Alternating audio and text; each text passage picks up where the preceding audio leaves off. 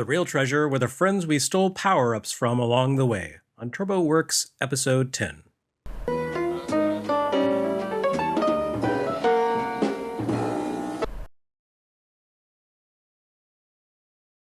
Tired of TurboGrafx shooters? Great! Have an RPG that's also a multiplayer shooter.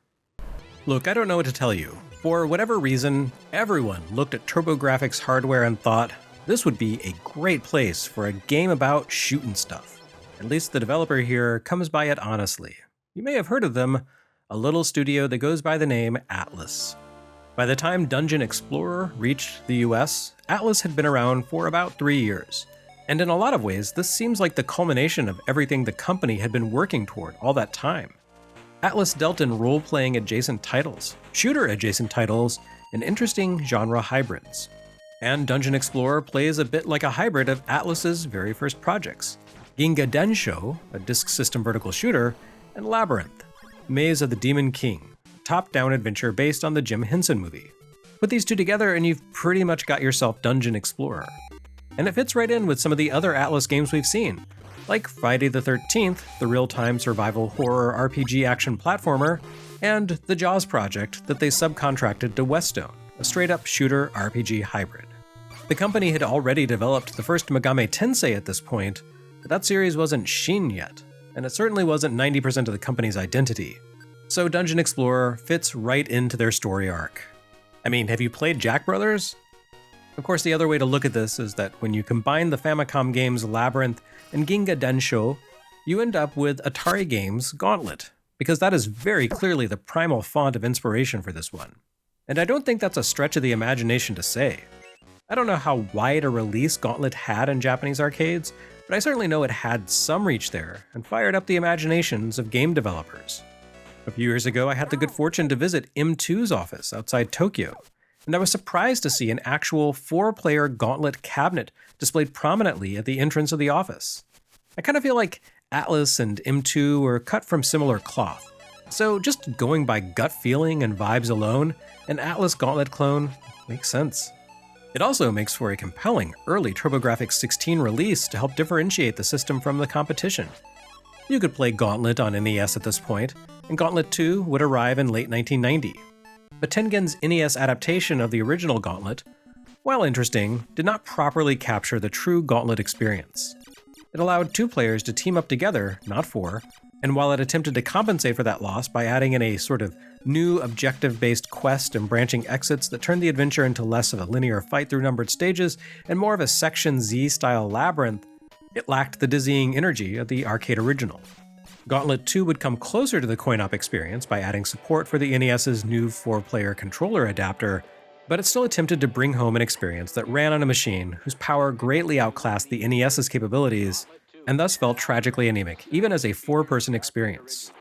Dungeon Explorer, on the other hand, does Gauntlet right, even if it's not quite Gauntlet. For starters, right out of the box, it supports more than 2 players. What a curious claim, Jeremy, you say in your usual pointed strawman fashion. The TurboGrafx 16 has only a single controller port, so how am I meant to believe that Dungeon Explorer offers the ability for 2 people to play together simultaneously, let alone more than that? As always, convenient, imaginary Socratic construct, you make a great point. But NEC and Hudson accounted for this limitation already. Even though the TurboGrafx 16 console only has a port for a single controller, it also had an optional add-on accessory called the TurboTap. Not unlike the NES 4-score, the TurboTap provided a bank of controller ports that several people could plug a gamepad into. Not just 4 people, but 5. 5 is kind of a weird number for multiplayer gaming, since the most common use case for multiplayer is team sports, where 2 teams will be evenly matched, so I don't know how Hudson arrived at that number. It could be that 5 people's 8 inputs, 4 directions, 2 buttons, and select and run, maxed out the console's I/O handling capabilities. On the other hand, it could just be one of those things. Whatever the case, you can easily understand why the console only had a single controller port. The original Japanese PC Engine hardware was preposterously tiny, pretty much the size of like 3 or 4 CD jewel cases stacked one on top of the other. It literally did not have physical space for another port. Now granted, NEC could have hacked one into the TurboGrafx 16 case while ballooning its physical footprint to several times the size of the PC Engine, but that's not how you make bank on accessories now, is it? The TurboGrafx ecosystem was heavily geared toward add-ons for basic functionality, probably to its detriment. The console failed pretty hard in the US, despite all it had going for it. And NEC's nickel-and-dime approach to simple features almost certainly played a part in that. Americans are notoriously cheap about most things, which is why presidential candidates lose elections when people blame them for a carton of eggs costing $3. Japanese consumers seem to have a greater willingness to bear additional costs for things they truly love, and certainly the PC Engine audience had an easier time shouldering the costs of its add-ons than Americans did at the time. The Japanese console had its heyday during the very peak of that country's economic miracle in the 1980s. That meant that the average shopper in Japan had more cash to throw around versus their US peers, who were reeling under the impact of one recession after another. The TurboGrafx 16 debuted as the most expensive console on the US market at the time, and when you factored in the reality that you had to pay for multiplayer, for game-saving capabilities, for better video output than RF, and for that $400 CD-ROM expansion, the economics of this console stung. Who cares if Blazing Lasers was better than Truxton, which it was, by the way. You had to pay a lot more to enjoy Blazing Lasers, so advantage Sega. But for the kid in your class who had one of those upper-middle-class homes with multiple floors and no popcorn ceilings or asbestos in their walls, the TurboGrafx 16 could deliver a Gauntlet-like experience that might actually have been superior to the real thing. And that kid could invite 4 friends over to hang out for a sleepover, eat expensive brand-name snacks all night, and gawp at a video game console that was way outside their means to own. Not that I'm speaking from experience, all the upper-middle-class kids in my school had their own little clique that poors like me weren't allowed to be part of.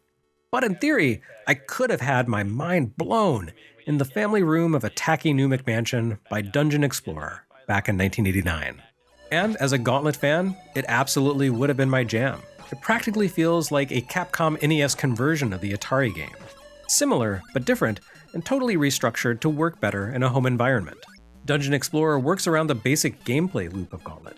You control a warrior drawn from one of more than half a dozen different classes, including a few unlockable secret classes to find along the way.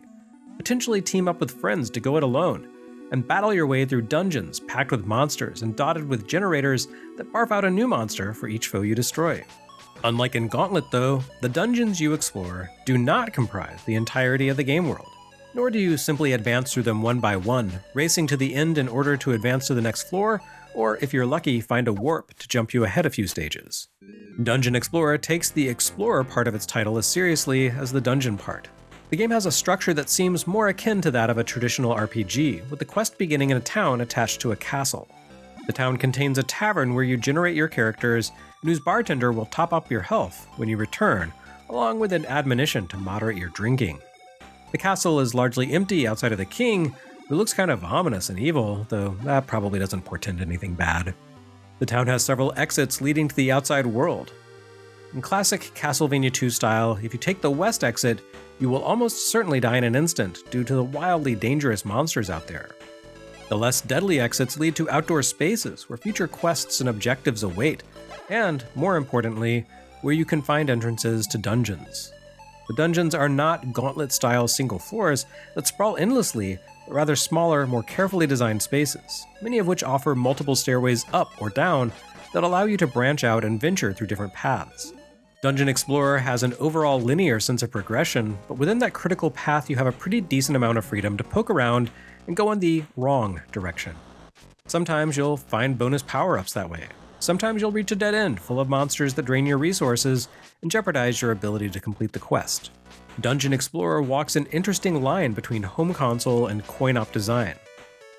Maybe that was inevitable given its similarities to Gauntlet, but it combines a large interconnected world with Gauntlet's "another coin please" mindset. Here that manifests in the form of limited hit points and a set number of lives. When your character's life runs dry, you can hit the run button to continue on the spot, but only a few times. Once your lives run out, the game ends, but thankfully you don't have to complete this fairly lengthy and often challenging RPG-style adventure with just those few lives. Dungeon Explorer doesn't allow you to save the game, since that's physically impossible with a bare turbo chip. Instead, it generates passwords on the fly. At any time, you can bring up the current password for your character, which will retain their class, level, stats, and current progress in the world.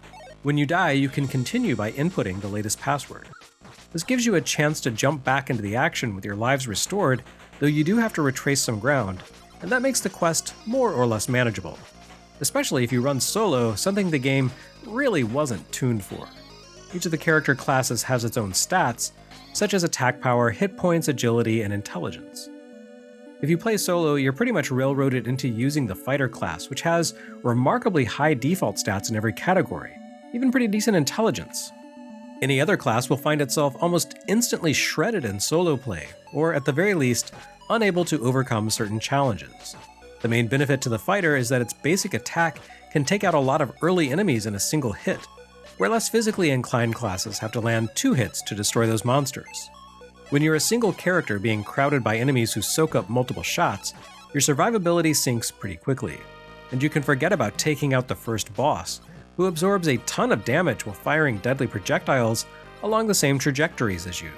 The fighter has the HP to shrug off those attacks and can pour on damage more quickly than his compatriots, even if he's a little too slow on his feet to dodge all of the boss's incoming attacks.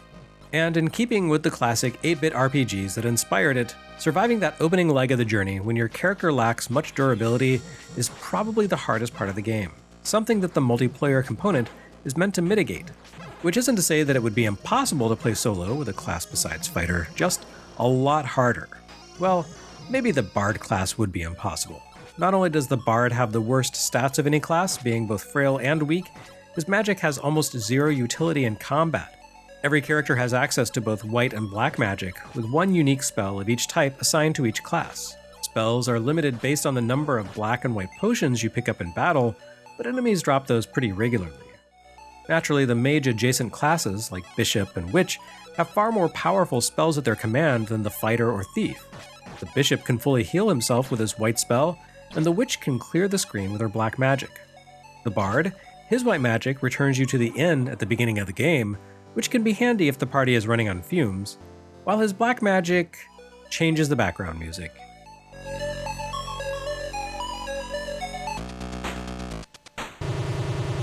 Yep. The trick with the Bard is that he exclusively has access to a prestige class called Hermit, because localization is tricky. The Hermit, or Hermit, has much better stats and more useful abilities. Hermit is your reward for building a Bard's HP from its tragic starting value of 10 to a mighty 50, a daunting task, but it's one that does underscore the multiplayer-focused nature of Dungeon Explorer. Each player in a group session of Dungeon Explorer controls a different class, and while all classes wield a similar rapid-fire ranged attack, the shooter element coming to the fore, their magic skills complement the others. It's quite similar in nature to an MMO experience, up to and including the fact that someone who gets stuck playing Bard is going to feel pretty useless. The team will collectively be grateful to have someone with the ability to warp back to the inn for a round of life-replenishing drinks on hand. Unlike an MMO though, there's no call for grinding here. In fact, that's more or less impossible. Dungeon Explorer has a very limited leveling mechanic, which strictly regulates just how quickly you can power up your characters. You don't earn experience from killing enemies, rather you power up by collecting gems dropped by bosses, and you can only boost a single stat with each gem, which you determine by allowing it to cycle through different colors that correspond to that given stat. Nice as it might be to loiter at the outset and bulk up your character, that's literally impossible. But I think that's okay. Dungeon Explorer approaches the RPG from an arcade mindset, emphasizing collaboration and progression over lurking around. There's just enough story here to be interesting and provide a few twists, but most of this comes through the opening text scroll or bite-sized remarks by villagers you encounter along the way. At least the story is remarkably strange, something to do with aliens seeking a magical stone and a terrible demon called Natas hoping to use them to rule the world. And that's definitely not just Satan backward. And it certainly doesn't make this feel like a first pass at creating Diablo. Seriously though, the story is just an excuse to play a more RPG-structured version of Gauntlet with other people.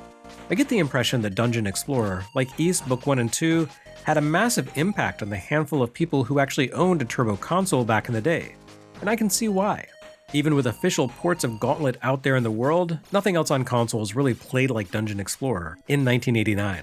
and certainly no other console game allowed 5 people to team up simultaneously to kick a dungeon's ass together, all without substantial flicker or frame rate drops. Once again, it's too bad about the poor marketing and high entry price of the TurboGrafx 16. It came loaded with so much cool stuff right from the start. And if people had known about it and been able to afford it, who can say how differently the console race might have turned out?